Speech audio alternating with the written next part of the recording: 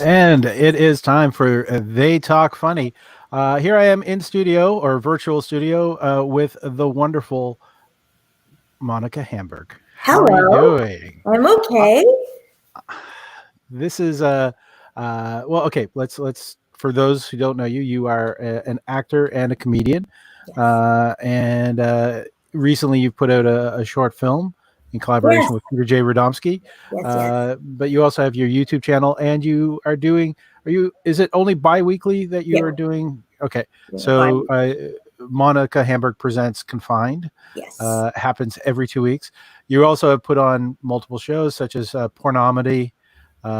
You have worked with Tinder Tales. You have also the Craig's Lost was yours, yeah. and Stories We Don't Tell, which you've actually two of your stories actually made it into the printed Into copies. the Is that into the book. Yeah, yeah? that's not my company, Not yours. That's but why I yeah, say you worked with is I how I worked put it. with them. Yeah. Yeah, they're amazing, and I'm proud to have worked with them and be in the book. That's like very cool. Yeah.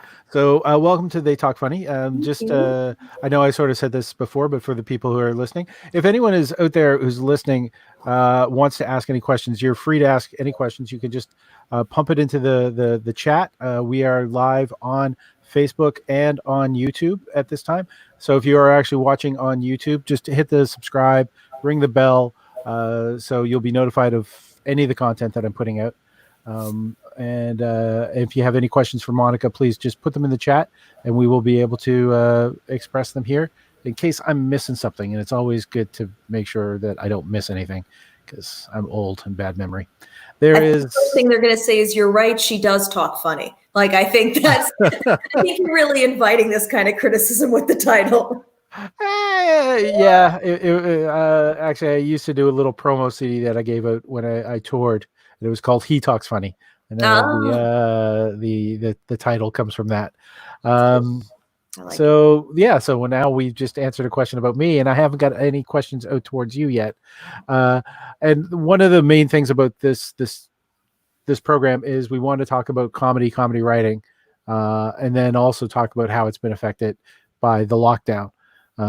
So Sure. your style of comedy, you're generally a storyteller, is from Okay. a little bit. Yeah, you sometimes rant a little, but that's that. I think ranting is part of storytelling. You like to point out little idiosyncrasies in things. Mhm. So, uh, how would you describe your writing process? What is it that takes you to the keyboard or to the notepad or to the phone, whatever it is that you write with? The fear of failing, the constant fear of failing. It's the largest motivator. Because I'm already in my 40s and I had planned to be somewhere in my 20s, you know? Child. Okay. Yeah. Yes. Thank you. But for people in comedy, right? There's a real range. A lot of people Yeah. are much younger. The process generally is I have a lot of things that I've written over the years, even before I started comedy, because I only started comedy about it's going to be 5 years now. Is it? Yeah. And so even before that, I was always writing. So I have like many files and folders that I can kind of go back to and expand on. So I usually do that a little bit much less during the pandemic. But I usually go into a folder and continue writing something, whatever that something is. So yeah. Do you have like I have to make sure I sit down and write for 2 hours every day? Yeah. I mean that I have been waning on that for a bit. Also because before this I was doing like a weekly show and each show was a new format. And so I would be working on that more than specific like 2 hour slots on writing in general. It'd be like, okay, writing for this particular show or formatting for this show. So I haven't been doing that specifically, but yes, as a general rule, I really do try to write like 2 hours a day. That's good. We Yes. also have got a comment has come in.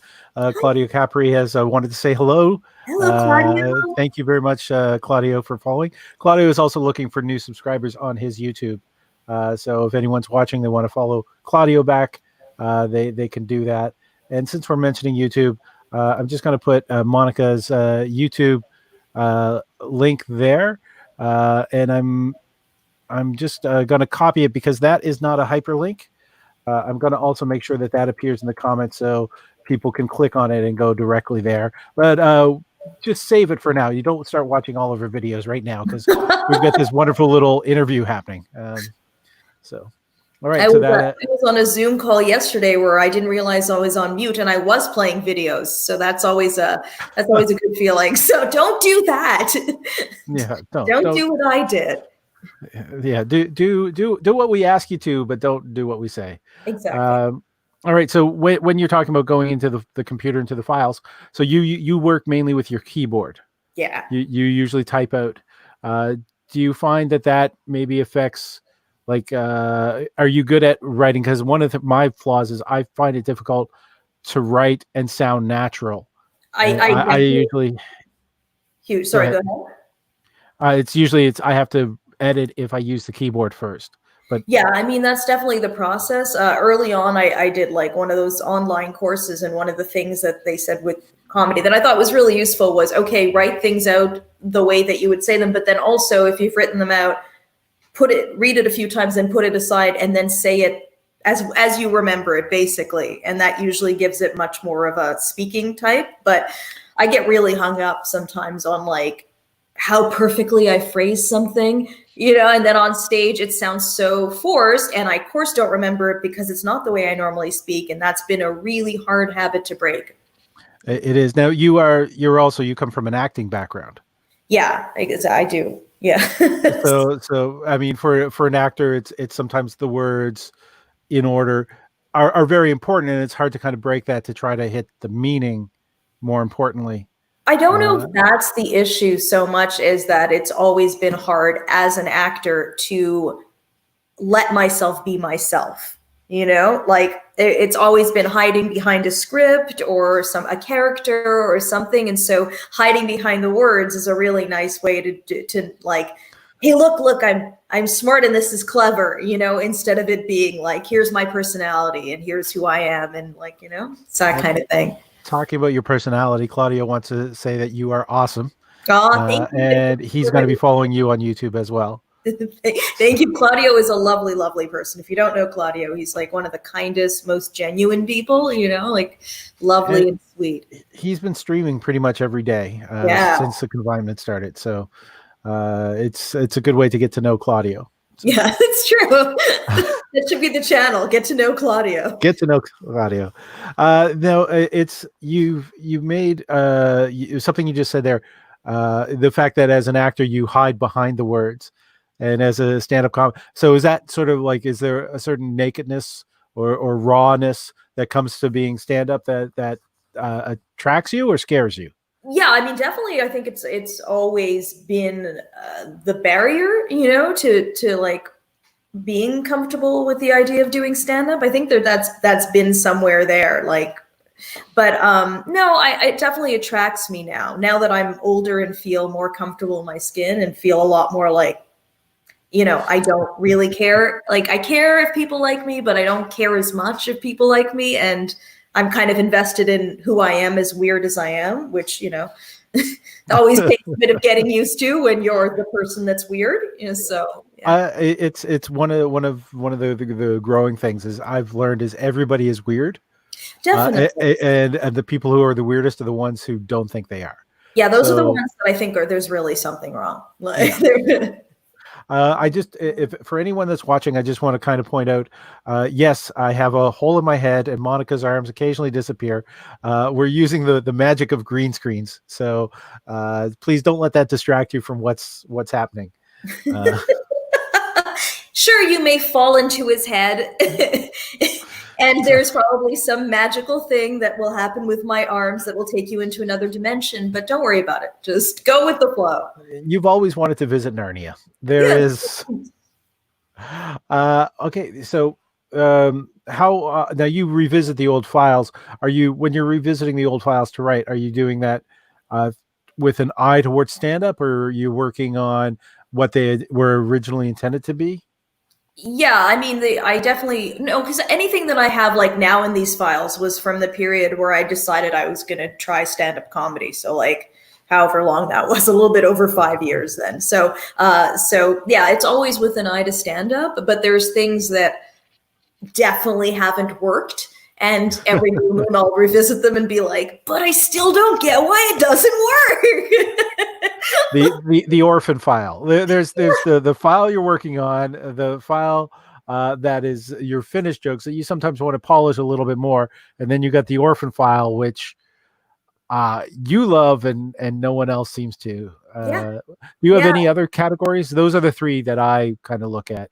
Yeah, the ones that are like you said the progress.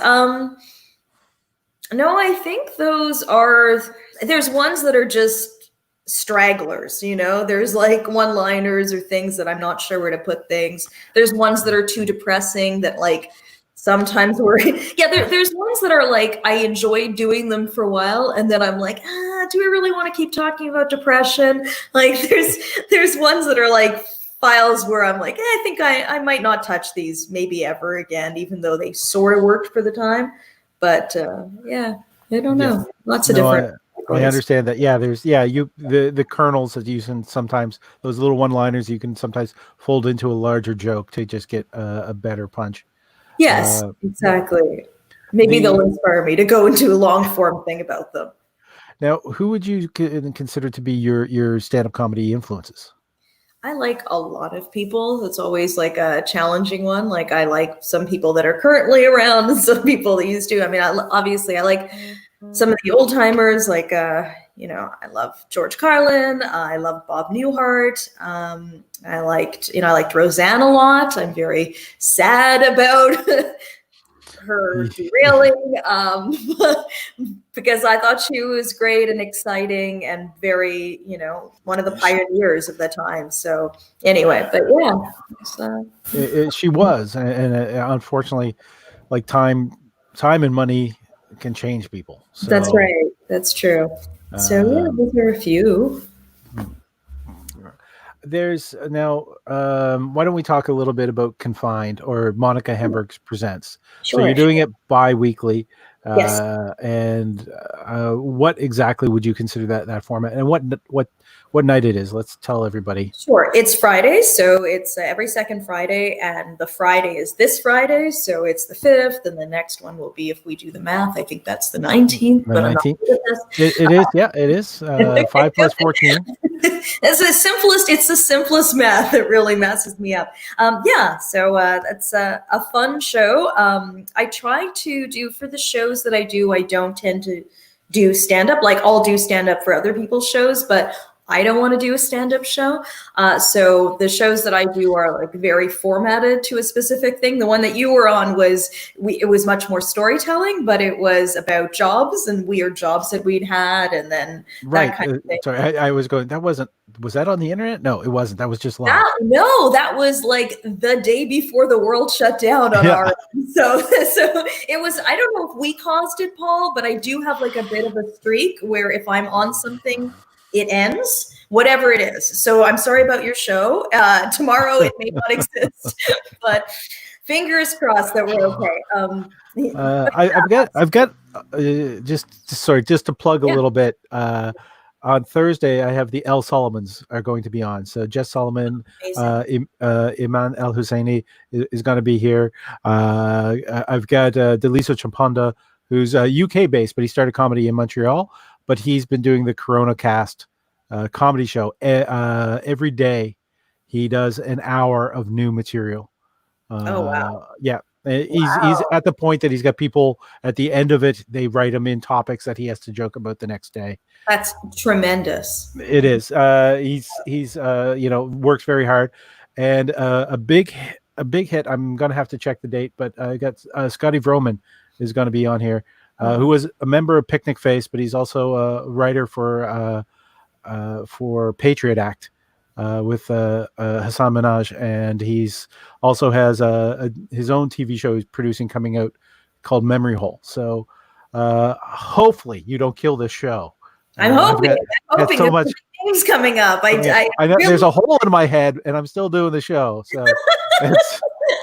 So maybe that's maybe the bad luck that I have with shows. Maybe that'll just go into that hole and then just benign, just be a little benign hole. Because there's a lot of room up there that it could just sort of sit around and not do anything. It's just like hello. All right, self-deprecating humor. Have we touched on that yet? We're doing that. No, we haven't. So my show is like, it's gonna basically, I do a whole number of different types of shows: the Pornomedy, the Craig's Lost, and so this is a similar one, and I incorporate both those themes depending on the show. And so I've got like basically things I find on the internet that are strange, and then I torment a wonderful, hilarious comic, and we kind of riff on those things. So it's a lot of fun. I really enjoy it. I think it's unique in the sense that it's not like we're talking about the same things, maybe that or not just riffing on topics so much, because sometimes I hear people talking and it's like, okay, I'd love some structure. So I'm very into the structure for shows. You have structure, but sometimes people are like, we're just going to talk. And you're like, that's great. Does anyone care? Like,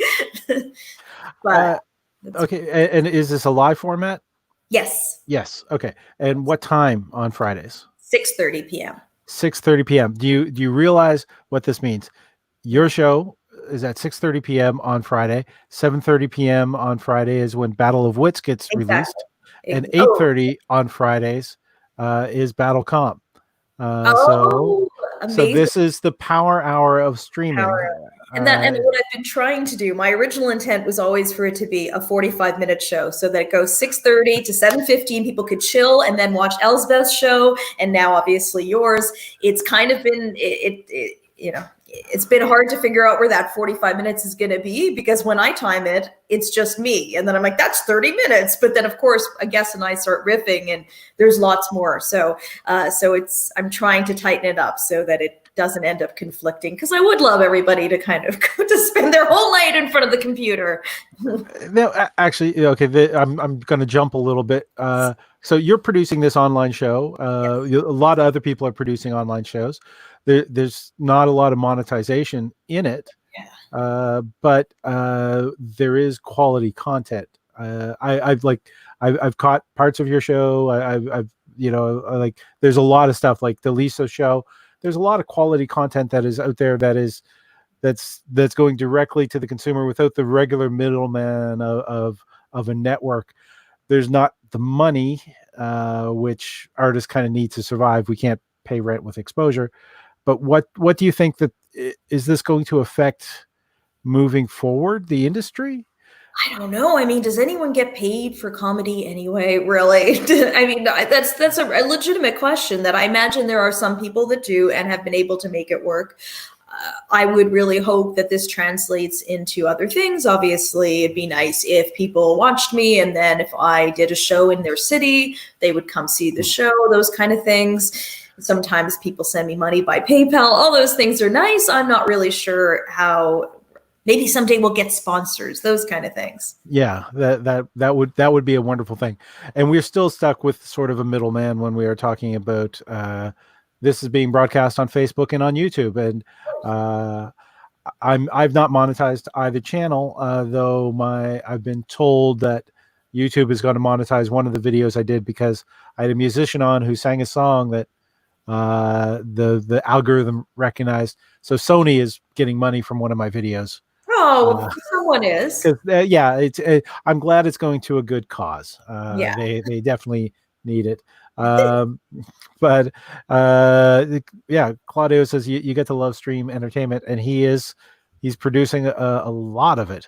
I hope that it moves forward. I know it used to be that you've seen this person on that show would be a great credit coming in when you are touring, and it helps boost up your money. But it's when it's talking about YouTube channel, show, like that doesn't. Sorry? I said you've seen them on their own show, like yeah, exactly. They always have quite the clout that people want. No, not the bookers, unless you have those regular $1 million view videos that are coming out. Right. I mean, I'm so close. So close. Just The very first episode of BattleCom is about 300 views right now, so kind of happy. Great. All right, but okay, so let's break down the segments that you're using in Confined. Craig's Lost is obviously Yes. part of it. Yes. So can you explain to people what you do with Craig's Lost? So Craig's Lost is, I used to have a podcast that was, okay, there's a lot of iterations to my podcast. Please go and check it out, dazedandconvicted.com. But one of the things I did was I would find Craigslist ads, especially ones that were particularly perverse but angled to pretend that they aren't perverse. So it's one thing if you were just asking for the thing that you wanted, but it was always these guys that would pretend it's something else. It's for charity. It's like it's for art. There's an art project I'm going to talk about on Friday, art project that is extremely manipulative. So I always found those really funny. So my friend suggested the title Craig's Lost, which was perfect because it is like they're sort of lost. And so I would find strange ones for that. So a lot of those are from the archives of bizarre ads that I found. That's one show. Okay, and just to anyone, I noticed that we got a few more viewers. We are here with Monica Hamburg, talking about Confined and also about comedy writing in general. Now, okay, another section or portion or view would be Pornomedy, Yes. which you've also did live at the Montreal Comic Con. Yeah, that was fun. So what's the tie-in with Pornomedy and Comic-Con?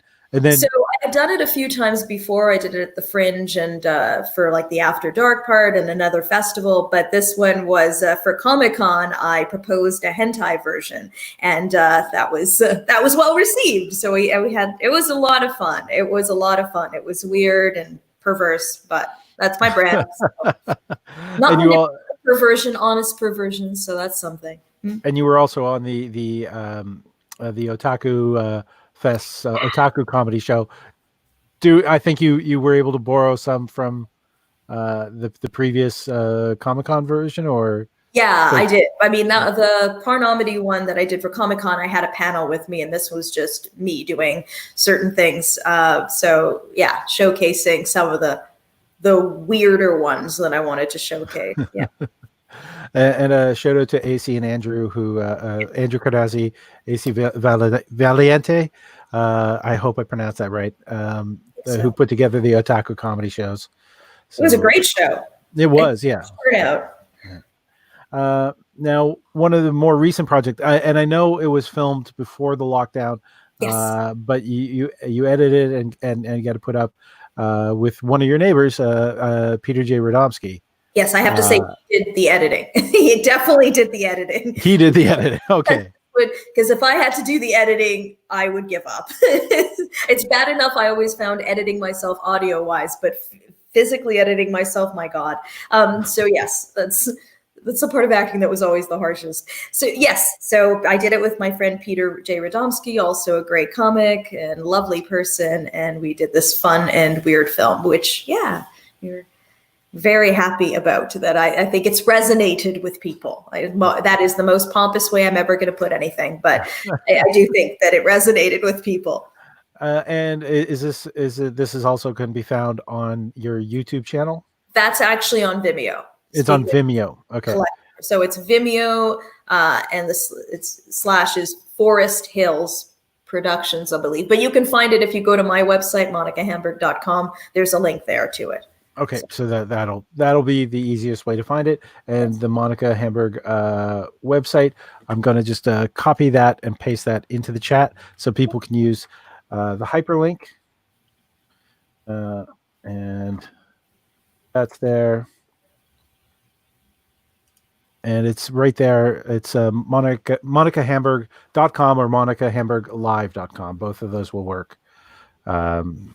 All right, so just to jump a little bit back into writing, is there any sort of formats that you use or tricks that you use in your writing?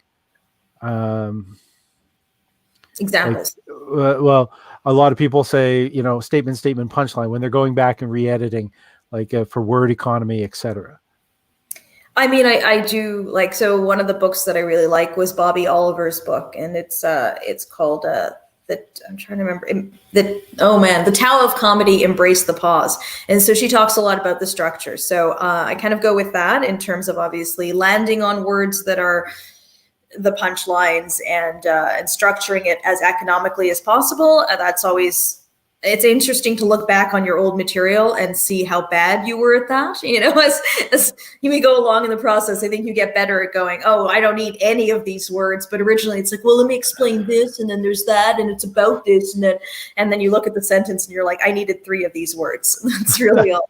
So yeah, so I go back and I definitely do those things for stuff, for material. Sometimes I realize I don't need a lot of the things that I've always tried to put as many punchlines as possible, and when sometimes I look back and I'm like, most of this doesn't work. That comes to post editing when you're trying to refine a joke, which is the punchline that works the best. And yeah, Peter Bowen had dropped in. He's also saying hi to Ev Lit, who hasn't spoken up yet. Normally, if Ev is watching, he speaks up. Peter, that is me with the hole in the head. Doing this. I'm really upset with Peter not saying hi to Monica, since she is the guest here. You know, we've had our differences, Peter, and I really wish we could work this out, but it's okay. We'll talk later. Do you have any foibles or any quirks to your writing? Do you need to have, like, I need to have a certain thing near? I prefer to type a pen when I'm writing on paper. It doesn't feel right if I don't use. No, I mean, I have a lot of superstitions in general that I know are wrong, but I do them anyway. But that's not that. No, I mean, I know that all that's really required is that I just stop all the other things, you know, don't check social media, just focus. Sometimes I'll put a timer on so that I can be like, okay, no matter what, don't look at social media for the next 45 minutes. You know, you can take a break then, or that's really the only thing, is that I require some sort of actual focus. And that's challenging though. Now, yes. So, okay. Now, has quarantine changed anything? You said that you're not as actively writing as you had been during quarantine. I'm not nearly as productive, quite honestly. Like it's just, you know, it's a matter of managing the energy. Like my energy level is completely different, and you know, I can't say that I'm severely depressed or anything, but I'm definitely not super chipper. You know, it's just like kind of getting through. And I mean, I have a good life and lots to be grateful for, but I'm, you know, it's a weird time right now. And our futures are really uncertain. And it's, you know, I don't feel particularly like excited right now about things. So I do my own projects and I'm doing my best, but I'm also trying to let myself not feel like I have to go a mile a minute, because I just don't have that in me right now. So a lot of people, I know there was, for a while, there was a wave of people saying, let's use this quarantine to learn new skills. But then there was also the backlash against it, is saying, like, if you can't feel motivated. So which side of that did you fall on? Or? I'm really in the middle. It is not that I don't do things and I don't give myself excuses not to do things. The real reason I'm doing a show is because I want to create, and I do feel good when I'm doing these things, but it's also a bi-weekly show because I did the weekly show live before this, and it took a lot of energy, and I don't have the same amount of energy. So I'm like, okay, a bi-weekly show I will not hate doing. I will actually relish and be excited about when it comes up. But a weekly show, I will hate myself and anyone involved in it. So hold back from that feeling. I feel very, very nervous because I'm doing this 2 to 3 times a week. And then I also have BattleCom and the Love Doctor. So that's 5 shows in a week that I'll. That's amazing. Well, good for you. And if you have the enthusiasm and the energy for it, go for it. I'm not trying to take away from that of like, well, you should also feel drained for no particular reason, Paul. Well, feeling drained is easy to come by. I mean, everyone, you mentioned feeling depressed. are you comfortable talking about with any Sure. mental health issues? Like, are you currently on medication? I am not. No, You're not. I Are probably. you? Yeah, go ahead. Are you also an essential worker, or you're? No, I'm not an essential worker. I'm very fortunate to have my job, so I have been employed during this period. Okay. But so that means I am doing that, and then the other stuff, which means that that's the scope of my energy right now. Right, is like keeping those things afloat. So normally I could keep both afloat and do a lot of things and do the shows at night, but now it's kind of like, okay, let's try to do my job well and some things that are creative, and then that can only be as much as that's about the capacity I have, I guess I should say. And are you lucky enough to be able to work from home? Yes. Yes. Yes. Okay. Yeah, because going out, a lot of things. Something that I felt it got some press, but not enough press. Is people who are on antidepressants are immunosuppressed because not all antidepressants, but most name brand antidepressants mess with your serotonin. Try to adjust your serotonin, and in doing so, they also affect how easily it is to catch viruses, such as the coronavirus. Yeah. So that is Wow. Yeah. Didn't even know that. Yeah, exactly. So many people don't know that, but that is something that is out there. I wish I could quote the study. I hate to just drop a knowledge and not be able to quote the study. Well, they say. I think it's always really good when you go. They say. They say, yeah. But please Google antidepressants and virus or immunosuppressed, and look for the legitimate studies, not somebody's Wix page. All right, so you're working from home, which obviously takes time, as well as putting on these shows, which it's a lot of effort, and you're finding the time to write as well. Medium right now. Yeah. Is there any habits that you yourself have found? Oh, we just want to say, Joel Byers is saying, oh, great show, and thank you, Joel. And Monica's the guest. We're happy. You should do an online hentai slideshow at night. Peter is suggesting that. The otaku people, because that's their brand and they're great. We'll work it out someday. You can always partner with others to do it. Yeah. Now you do your show with Zoom. Yes. Was there a learning curve for you, or had you been familiar with Zoom beforehand?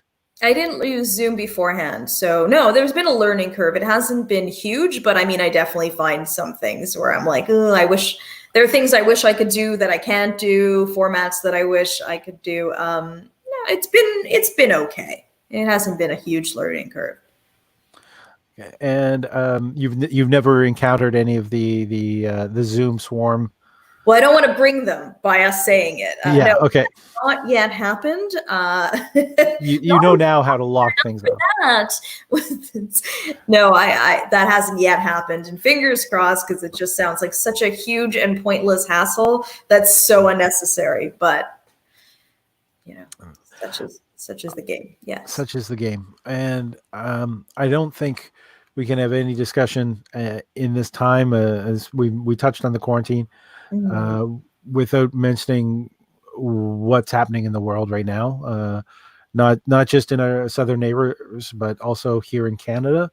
Normally, I would be asking people if they wanted to donate to the show. They could donate to the show, and I talked with you asking if you wanted us to put up your PayPal me as well. But we both sort of agreed ahead of time that if anyone really wants to feel good supporting the show, if you could support a bail fund in some of the cities where the protesters are being cracked down on hard, or so the Black Lives Matters groups that are across Canada are accepting donations, so people can do that as well.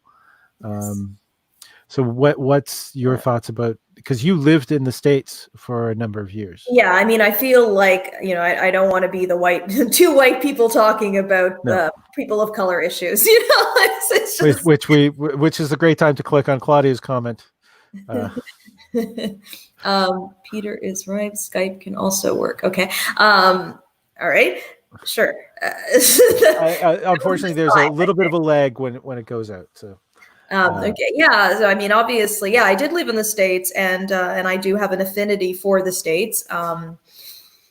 I mean, what can I say that everybody with a brain isn't saying? Which is, of course, this is all very horrible, and it is too bad that it had to get to this, but it obviously had to get to this because nobody was listening, and so it's always shitty when that has to happen. But I don't know. I don't know the answer. I have like honestly no answers at all, and I'm doing my best to like read and try to, be more aware and obviously contribute where I can.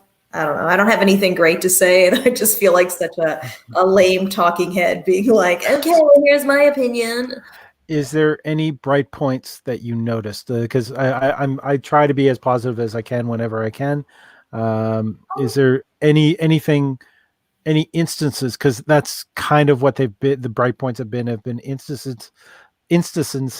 I can't pronounce anything. This is where, yeah. But there's been points that it does show that there is hope, and I think they need to be celebrated as much as possible. Definitely. And I mean, I do think like, with all these movements, a lot of times it has to be pushed really far before it comes back to the equilibrium. Like, and that's not necessarily what's happening, but I felt that way with me too. Sometimes you're like, okay, so this is going in this direction, but it's because nobody was listening, right? So then there had to be such a swarm or such a groundswell. I don't really know the terminology that I'm looking for, but I think it has to get to this like kind of fire point because the voices aren't being heard. So I think that we're in this place where I think that we're starting to listen, that I'm seeing. I guess it's always hard. It's hard to gauge where we're at because we're all in an echo chamber. You're not going to associate with racists or sexist or people against LGBT or all those things, right? Nor am I. So then my world is always going to be people that are supporting this cause, but that's not everyone. I mean, I think the hope is I hope that more people than not are on the right side. I really do hope for that and believe that right now. And yeah, that's what I could say. I try not to give into the echo chamber, and I try to engage with as many people as possible. And if I find somebody's views are different than mine, I don't immediately cut them off. I don't believe in kind of canceling. I try to engage, and then ask them to explain why they feel a certain way, and then give suppositions as to why that makes other people uncomfortable. Does that work? How's that working for you, Paul, is my question. It works at times, but it doesn't work all the time. But the thing it does. There are some people that I've made go, well, I'd never looked at it that way. Oh, okay. Well, and it's the thing is the reason we have these echo chambers is because people have been just yelling at the other side for so long that we don't listen to each other. And we are only listening to our own selves. And if we don't have that interaction, we're not going to have the chance to heal and grow. I don't know. I do sometimes find that people aren't looking for the other side, especially when it comes to people who are either racist or sexist. I feel like they want to get you into this conversation, but they're not really looking for your points. And so I don't know where to enter that because I've had too many of those conversations on the side of sexism, I don't do that with like the obvious trolls. I do it more when I'm face to face with a person, because it's that's when it kind of works best. I occasionally I get angry and I'll blast somebody on Facebook, and I have had people unfriend me, but yeah, there was a recent quote where I wish I could remember who said it was, you don't have to be not racist to be anti-racist. You're just also fighting the racism in yourself. Sure.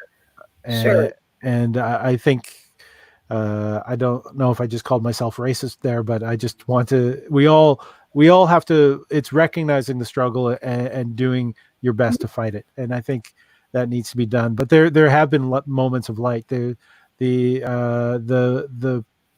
sheriff in Flint walking with the protesters. I like that. The police captain in Houston who knelt with the protesters. In was it South Carolina, the riot cop who got separated from his group? I can't remember the city exactly. Got separated from his group and was protected by a ring of black gentlemen to make sure that he did not get hurt, that people didn't take their anger out on him. That's amazing. These are things that are happening, these little vignettes that are happening across America to kind of give us hope. And yeah, comedy is about hope to me. But actually, what's comedy about to you? It isn't about hope. I mean, I think that like anything with humor is effectively about hope because it brings like a side of joy to whatever it is, right? And connects us and all those things. So ultimately, yes, I think that it is about hope. But I've always found that really funny when people have said that I should be like sort of less cynical in my comedy or whatever it is. And I'm like, but hope isn't funny. Like hope itself isn't. The concept of like, if you had a comic that was like, well, things suck, but my girlfriend broke up with me and my life is like this, but there's always hope. Like that's just not funny or interesting. It made me laugh. Well, I'm glad. Yeah. It might have been the impression, but it was. Well, so I definitely haven't. I don't feel that on in terms of maybe the punchlines or the angles, I don't feel that it's about being hopeful, but I do think that because it connects us all to each other and because really ultimately we all really want the same things out of life, to be safe and happy and all those things, that it connects us in that level to be like, well, really we're all kind of the same in that way. So yeah. That's great. I really should end it there, but because that was a great summation. That's good. But I want to ask your opinion on this is an older thing. Hannah Gadsby in Nanette, her explanation or breakdown of what self-deprecating humor is. Tell me what it is. Oh, you don't? I don't remember. Or you don't remember? She talked about how when she was self-deprecating, she was reinforcing in herself that she wasn't worthy to make people laugh. Interesting. And that in itself, it was self-defeating. It was self-belittling her. Well, it was belittling to herself. Right. And that anytime any performer is self-deprecating, they're actually kind of self-harming for people's laughter. Interesting. Okay. At the same time, she said she built a career on being self-deprecating. So it's challenging. Like I don't know. I've definitely learned to be less self-deprecating because I've had like some good comics point out that hi Quinn McMorrow was very kind to me about like actually pointing out like I don't need to be this self-deprecating, and I was like, actually it's true that I'm doing it more because I get self-conscious sometimes than out of any real dislike about myself, because I recognize all the ways in which I'm traditionally failing. So it's very easy for me to kind of go into that, to be like, well, I'm in my 40s and I haven't really achieved what I want to achieve. And I'm definitely not in the financial situation that I want. And, and all those things, I'm very cognizant of how in the bigger picture I have failed, so that's always sort of there. But then I like myself and I chose this kind of life. So obviously there's, I'm committed to it.